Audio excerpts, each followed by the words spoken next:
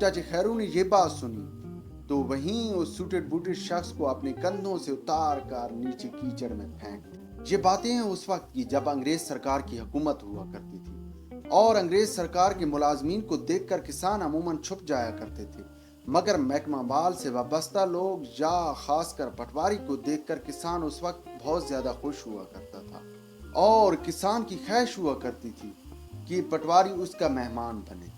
और जब कोई पटवारी किसी किसान का मेहमान बना करता था तो वो किसान पूरे गांव को ये बात बड़े फख्र से बताया करता था कि आज पटवारी उसका मेहमान बना है। खैर आज भी यही सूरत हाल है। आज भी महकमा माल से वाबस्ता लोगों को किसान देखकर खुश होते हैं। ऐसे ही एक वाकया चाचा खैरू से मुंसलिक है। बड़े बताया करते थे कि चाचा खैरू अपने खेत को सैराब कर रहा था। अब उस वक्त खेती बाड़ी बरानी हुआ करती थी। चंद लोगों ने अपनी जमीन के कुछ हिस्से को नहरी कर लिया था, मगर चूंकि उस वक्त बरानी जमीन ज्यादा हुआ करती जिस वजह से नहरी पानी वाफिर मिकदार में मुयस्सर था। अब चाचा खैरू एक दिन अपने खेत को पानी लगा रहा था। सूटेड बूटेड किस्म का शख्स वहां पर आया और चाचा खैरू से दरियाफ्त किया कि फलां गांव को कौन सा रास्ता जाता है। अब चाचा खैरू ने जब एक सूटेड बूटेड शख्स को अपने खेत में देखा तो बहुत खुश हुआ।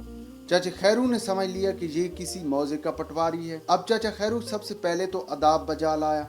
इसके बाद कहा, साहब जी आप उधर रुके, मैं आपको रास्ता भी बताता हूँ, लेकिन रास्ता यहीं से खेत में से होकर जाता है, मगर मसला ये है कि आपके कीचड़ से कपड़े खराब हो जाएंगे।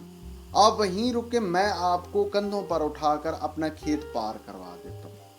अब चाचा खैरू उस सूटेड बूटेड शख्स को अपने कंधों पर उठा लेता है और उठाकर खेत पार करवाने लगता है। अब जिस वक्त चाचा खैरू खेत के दरमियान में पहुंचता है, अब उस सूटेड बूटेड शख्स से पूछता है, आप किस मौजे के अंदर जॉब कर रहे हैं? सूटेड बूटेड शख्स ने कहा, बाबा जी मैं आपकी बात नहीं समझा, आप क्या बात कर रहे हैं? चाचा खैरू ने वजाहत की कि मैं पूछ रहा हूँ कि आप किस मौजे के अंदर पटवारी हैं या महकमा माल के मुलाजिम हैं?